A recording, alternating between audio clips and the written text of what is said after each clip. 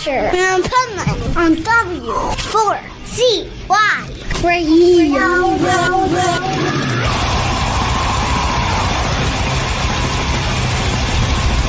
This is the Pipeman here on the Adventures of Pipeman W4CY Radio.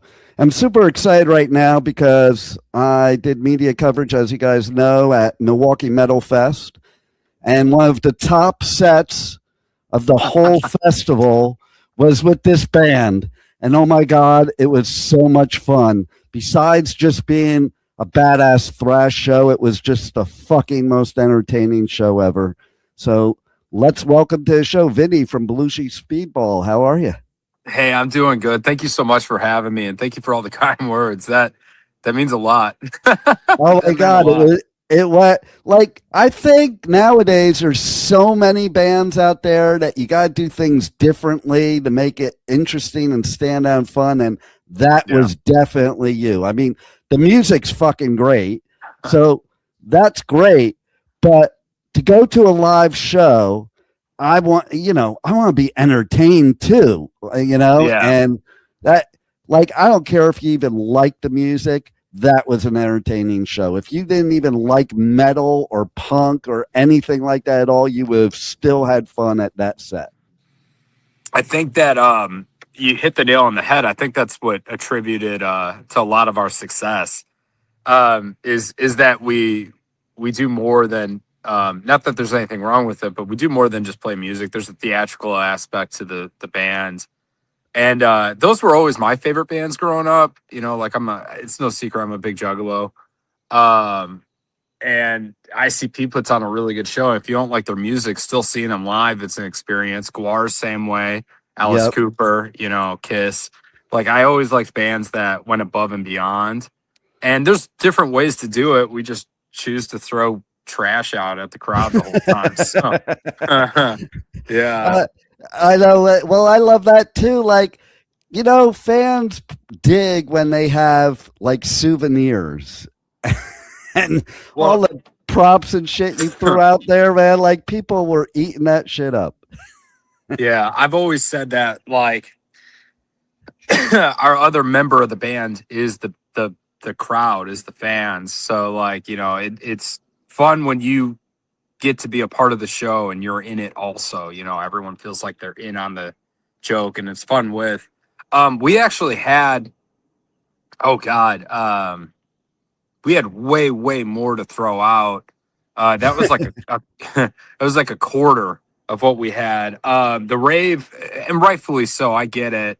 But there was a little bit of a miscommunication on what we could bring, because we played it 2 years ago, and we brought out, I threw out like 200 Nerf guns. We brought out all these inflatables and all this stuff. And so I had all these things, and not to say names, but the year that we played in the main room, a bunch of people threw out, they didn't throw it out. A bunch of the crowd grabbed trash cans and like dumped all the trash all over the place, like literal trash, like liquid trash. And then, like, I guess someone got hit in the head with one and got really hurt, had to go to the hospital. The security was telling me this. So they went through all the stuff we had to throw out, because I had, 200 wrapped gifts. Like, I had a Sega Genesis in one of them. I had like all these things, and they didn't want the crowd to like potentially hold on to it the entire day because we were playing so early. That was the other thing. And like, I don't know, get drunk and throw it at a band or something like that, which is understandable, because as people are coming in, they're searching everyone to make sure no one has this stuff on them, that they're not bringing crazy items in. And here we are throwing out all these crazy items. And people do act stupid. So it does happen. I mean, I got that. I wasn't, I was stressed because I had to like figure something out. So, we got there about 10 a.m., got there early, and they kind of let us know this. We had, I had like 1,000 rolls of toilet paper to throw out. And they're like, well, we'll have to charge you a confetti charge. And really? No one ever, and I said, well, I'll pay it. And then they were like, no, we just can't do it. And because again, so early, they didn't want the ballroom destroyed. But the thing that no one ever believes me on is at the end of a Belushi set, I give everyone trash bags. And I always say, hey, real fans clean up. Real fans clean up all the trash. If everyone does it, it'll be done in seconds. We did it at the gathering of the Juggalos, and they had it spotless because we threw out so much shit. I was going to bring that up. I was going to bring that they obviously don't know you because, yes, you trash places, but then you're also meticulously clean them afterwards. So I think they were stressed. I think they were trying to go worst case scenario, and I got to respect them for that. They're making sure everything's right. It's a really big festival. You know, we're low man on the totem pole on that main stage. I mean, I get it. You know, you got suicidal tendencies and Kill Switch Engage and, you know, the Cobb and like all these like legendary metal bands that still had to go on. And there's like 15-minute changeovers, 20-minute changeovers, you know, so I understand it. I sent the boys out then. We had some stuffed animals. I sent them out to 2 separate Goodwills. And I said, buy every single stuffed animal you can. And if you can find one, find a Goodwill outlet. Because Goodwill outlets do all the bins, and it's like $1 a pound for like home goods and stuff, and that's stuffies, stuffed animals. That counts for that. So I sent them to 2 separate Goodwills. One found a Goodwill outlet. I said, hey, fill a cart full of shirts also. So we had a bunch of soft things to throw out. But yeah, no, it was about a quarter of what we really had. I had like 20 ginormous inflatables, and they didn't want that. And again, early in the set, they don't want someone getting hurt, and they don't want this part. I kind of got too with the inflatables, because like obviously Green Jello closed out the bar stage, and they always have inflatables. But the difference is when we played 2 years ago, it was kind of the same time frame. We were closing out the bar stage, so it didn't really matter what we threw out because there was only 2 bands left. You know. They're worried if we throw out a bunch of inflatables, well, then you have these giant inflatables that everyone's crowd surfing on for the entire rest of the day. Yeah, I could see that too. The risk grows exponentially. So, yeah, no, very respectfully, like I understood and I agreed with the decision. I just had to scramble and find get enough stuff. So, but yeah, it came out really, really well. And God bless, that whole place filled up. I was really surreal to look out there and just see a sea of people, you know, right before you hit. So and that early in the day, and I love that you were going to throw out a Sega Genesis. That's fucking killer. I use a lot of the big festival Belushi shows to like clean out my shed, to clean out my like declutter, like a spring clean. So, you know, whatever's just been sitting, because like in a way, with Belushi, that's the other thing. Our trash that we throw out, the trash bags, which we did do some of that. It's what I call clean trash. It's literally like paper and cardboard that I save. If I get an Amazon package, like I put in you know, these garbage bags and I save them up. It drives my wife nuts because I do it in the house and then I throw them in my shed and I get, you know, they start to pile up. And then whenever we have a show, depending on the size of it, I'll grab like, okay, I need 15 trash bags and I'll grab them. But that gives the illusion that you're actually throwing out trash. It makes a mess. But when you're indoors and you do recyclables and things that aren't gross, people can clean it up really, really fast. No doubt. You know, it's been a learning experience. We've been doing this for almost 14 years now. And we really dialed it in. We used to do like indoors, a lot of like LaCroix and candy and gross stuff. And we still had the same rule that we won't leave unless it's clean. But I'd be at bars scraping the floor until 5 a.m., you know, until that is dedication right there, man. Yeah. Yeah. So I got sick of that. And I'm like, well, the crowd doesn't want to clean it if it's really gross and wet and messy. So, you know, how can we make this simpler, you know? Yeah, and it's funny you mentioned Green Jello because I was going to say to you, that would be like, to me, like that'd be kind of the ultimate tour. You know, you could have Green Jello, and Insane Clown Posse. Oh God, that'd be insane. Could you imagine? That would be a dream come true. So yeah, Bill actually reaches out to me. And I look at him like a father figure. He's one of my biggest inspirations. Nan Speaker is with what he did with Green Jello. I had Serial Killer on VHS in in the 90s, and I think he's a genius. I think the way that he runs that band, kind of like how Black Label Society did it. I mean, he was doing it first, but to where he has like different chapters. Well, Bill can jump on a plane and fly anywhere, and there's going to be musicians there to be his band, because he's got something like 1,000 members. And then, and he puts on a really good show. And again, it's one of those things where he gets the crowd to be a part of the show. So, I had a video of their pit, and it was all water, the water noodles. Yeah, and everybody's hitting each other with the water noodles. I'm like, this is the most fun pit ever. And I've been in lots of pits, but that was like and then you're same with yours too. Like, so that's why I say it'd be the perfect combo, because I just had so much fun at those two sets just because of the entertainment value alone. And of course, I like the music and everything, but the entertainment alone, like,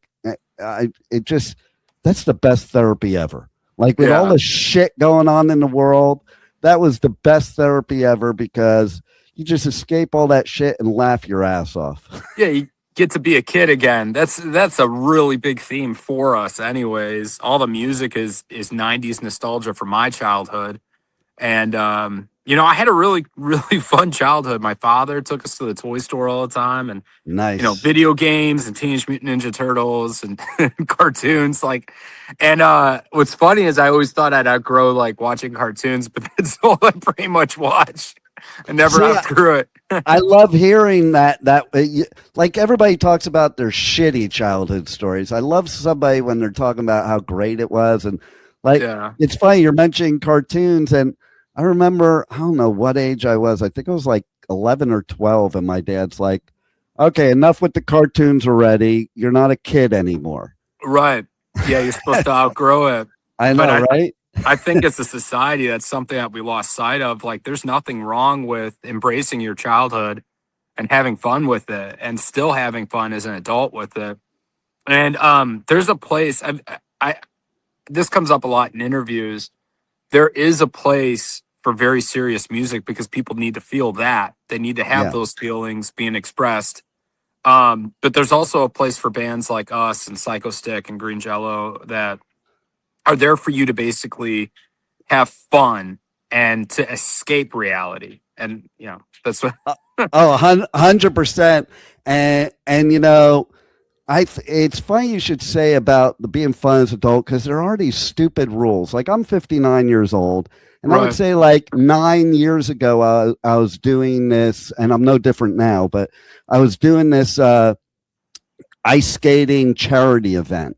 Okay. And I go with this other woman that like is part of my station, same age as me, and I'm lacing up my skates, and she goes, "You're gonna go skating?" I'm like, yeah, it's an ice skating charity event. They invited me as the radio personality for the charity. I think I should be skating. And she goes, "And you have your own skates? Are you a child?"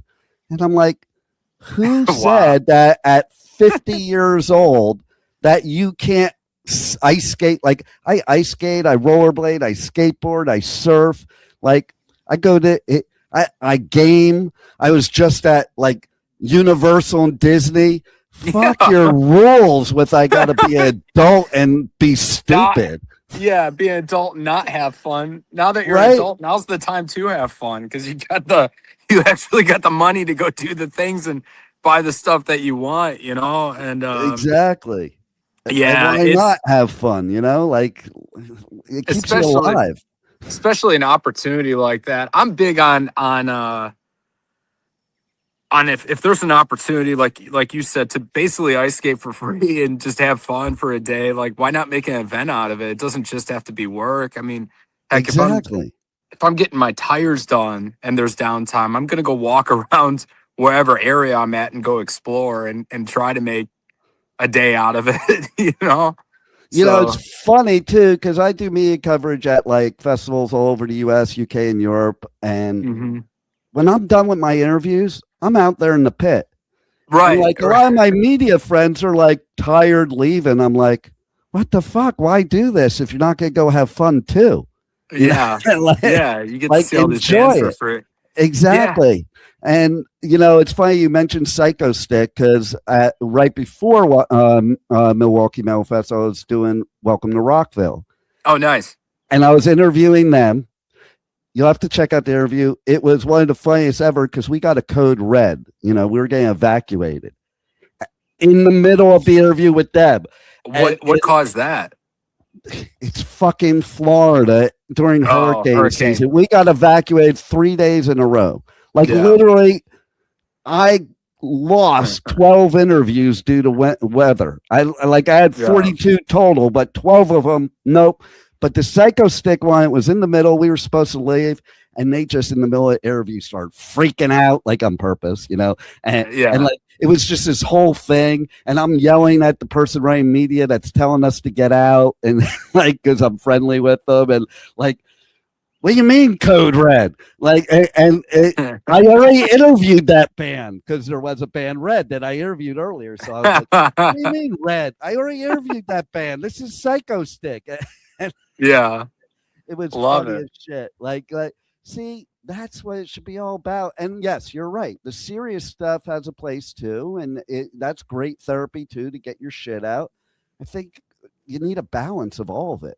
I agree. There's a lot of music purists that that don't give us the time of day because they think we're mocking music, and I'm like, no, we're a serious band. Like, we write everything. I'm not feeling the feelings that other people are to put that into the music, and I'm very big on being authentic and being honest.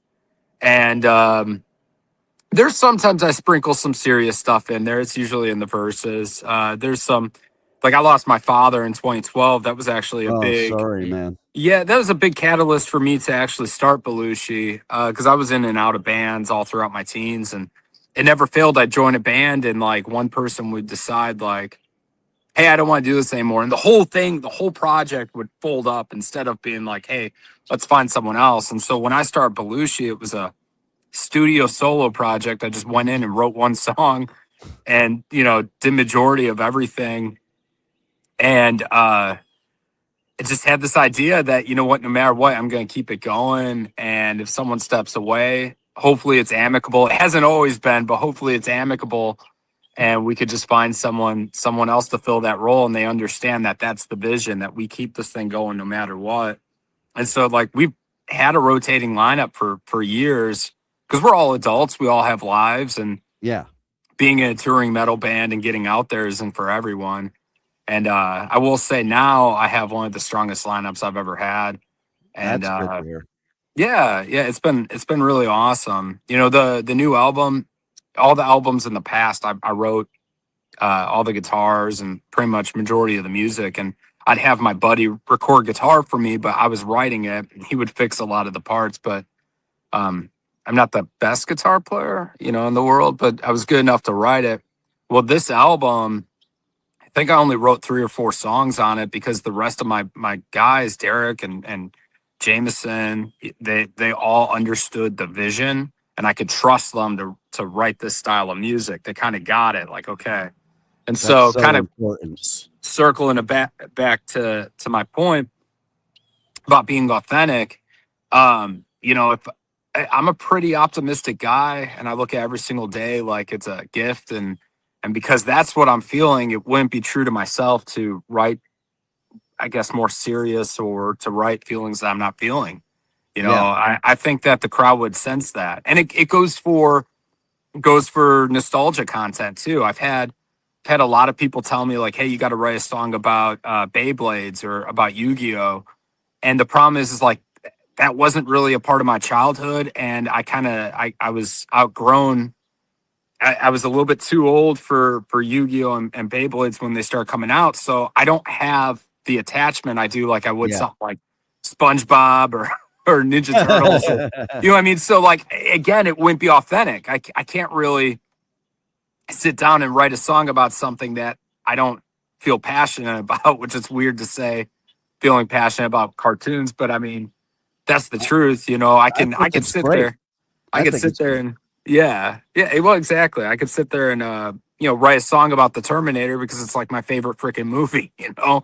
So I think that's a really big key factor to what I don't know sets us apart. I There's a think lot it's of important too in metal to be exactly the way you are. Like yeah, if you want to be unauthentic, do pop. But metal should, yeah, it should be authentic. Punk should be authentic. Like, and you're right. We can tell.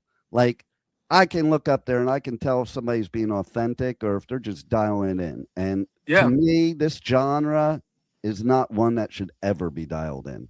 I agree. Not to say band names, but like there's a lot of really, really famous artists that, people only like their first 4 or 5 albums and everything ever since.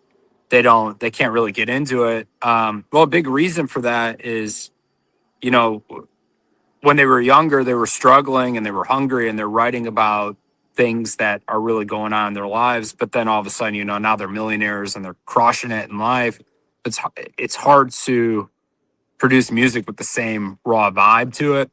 Yeah. And even if it's like really well put together, you listen to it and it feels like it's missing something. It's missing like that passion, or maybe this is weird, but sometimes bands get really, really, really good at their craft, like amazing to where it's like formulaic. And then all of a sudden it feels like it's almost produced by a computer, so. No doubt, no doubt. And you lose that rawness too. And Yeah. And to your point, Joe the Vandals told me one time, like he knew I wouldn't ask this question, but everybody asked him, like, when are the Vandals coming out with new music? And he's like, who wants somebody in their 50s writing a punk rock song? Right. And that's the reason, like, because you don't have that same attitude or usually as you did when you were a teenager writing that angry shit. Right. I would say the exception to that rule, speaking of punk, is probably Fat Mike from NoFX. Oh, he's authentic all the way to the end. But a big part of that's because exactly right. Yeah, he's writing and writing about what he's feeling, and he's always had a very big satire and maybe sarcastic would be the word I'm looking for, kind of snarky. You know what I mean? Like this. Yeah. Yeah, he does a really good job of taking shitty situations and making it funny, and that's why I think like he could put out a song and everyone would still listen to it and they'll still have that same feeling, Yeah, totally. Yeah. Well, I'll tell you too, your new album, it hit home for me, just the name of it. Okay. Hell yeah. Toxic Waste was everywhere in the 80s. And I come from the 80s. Like I was at all the first shows of a lot of, huge bands in thrash that were not huge then, Right. and I feel like it's kind of weird that in 2026, you could take a lot of the 80s songs, change the names, and still they would be relevant. 100%. It's sad too, man. It's sad that we can still write songs about the same bad shit that we had to write about in the 80s. 100%. Yeah. Yeah, nothing's really, I don't know. A lot hasn't changed. It's just been hidden in different ways and there's different terminology for it. Exactly. And I gotta tell you too, I want the listeners to hear from you directly the story about all Pete's exes and and why you are what he did for you and why you are so dedicated to raising money to help him and justice for him. Yeah. So for those that don't know, Pete Lee was one of the original Flatus Maximuses for GWAR. He was my Flatus from the 90s. Like when you're watching Beavis and Butthead and Jack the World comes on, that's Pete. And, I love the Beavis and Butthead video game for Sega. I can speed run it. Like I can beat it in about 12 minutes. It's a hard ass game too, but it's like, it's my go-to. And when you beat it, if you do the easy ending, there's Pete right there. You see a little digital Pete playing guitar. So to me, he's someone I always idolized and looked up to. And for those that don't know or haven't seen the GWAR documentary, Pete got shot during an attempted carjacking in the 90s and almost died. And he had to have a colostomy bag. He had to have part of his colon removed. And through that, he's had a lot of health issues. And he's going through something where there was, I'm not 100% here because I know he told us, but I think something happened with a surgery that they didn't do it correctly. Mm. And he's been really suffering a lot of pain and battling these health issues. And he had a settlement for a pretty large sum of money.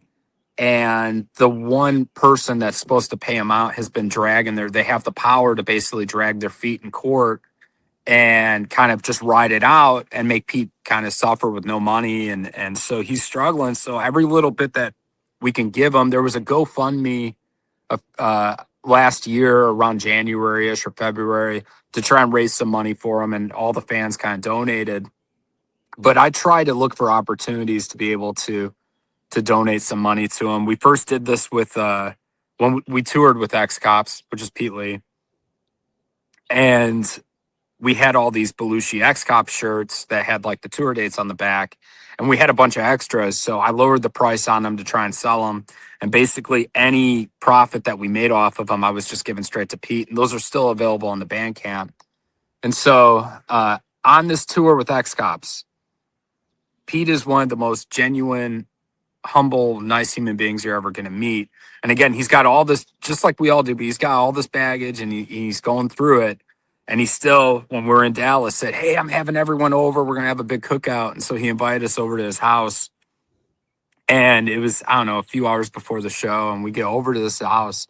And he's got like 5 or 6 women in this house. And they're cooking and they're pouring us drinks and they're serving us. And like, it was the most surreal thing ever. So we're in this guy's house. We're in one of my heroes' house. And he's got, gold records on the walls. And he's sitting there basically just giving us all this hospitality. And it was just a very surreal thing. And it shows that, you have someone that's a quote unquote rock star who's been very successful in their music career, humble enough to basically entertain those that, maybe aren't at the same level that he achieved, and that was probably the highlight of that tour. And it was such a surreal thing, like, so I had this idea to write this song, and I messaged Pete and was like, hey man, can you have leads on it for us? I'll pay you. And he was like, absolutely, you don't have to pay me. I still did. I sent him some money, and it came out amazing.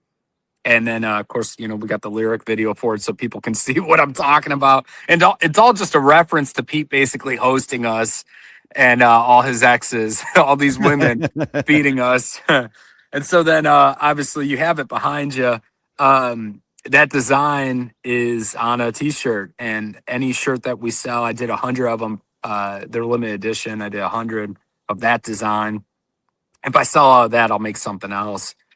But all profit from that's going to Pete to kind of just help him with whatever he needs the money for. If it's taking care of his health, paying his bills, trying to basically pay a lawyer to get his money, So. See, and I love that because it's not like you're a Metallica, okay, where you can afford to just give away all the money on your merch, okay? So, like, the only way people make money as an artist nowadays is merch. So the fact that you're giving it all away, like, that says everything about you. And that's why if they don't buy these shirts, they can't listen to my show. Fuck them. That's right. Like, I mean, listen, that's why, I think you are a great artist because it's not all about musicianship. It's all about who you are as a human being. And like hearing the story, that's why I wanted you to tell a story, because people don't realize a lot of musicians, big or what have you, they're just human beings. They're the same as everybody else, and just treat them like that, and they're all good people. It's fun, but it's your job. It's and so I love that to hear also other artists supporting other artists, because that doesn't always happen either. You know, sometimes there's that cattiness or whatever, like, you know, but you are a true great human being with great music and fucking one of the most epic live shows. And I've seen thousands of them, you know, and I remember I didn't catch a lot of sets because I was so busy at Milwaukee Metal Fest, but I made sure to go to your set because I knew it would be a blast. I made sure to go to Green Jello so I could chant Green Jello sucks and hit people with water noodles.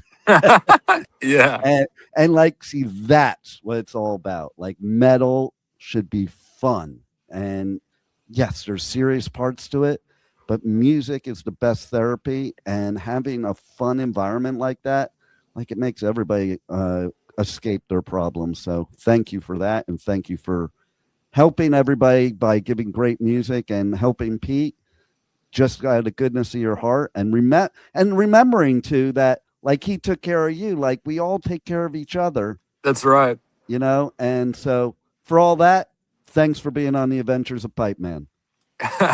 Thank you, man. I appreciate it. My pleasure. What's up? This is Vinny from Belushi Speed Ball. You're listening to the Pipeman on W4CY Radio. Thank you for listening to the Adventures of Pipeman on W4CY Radio.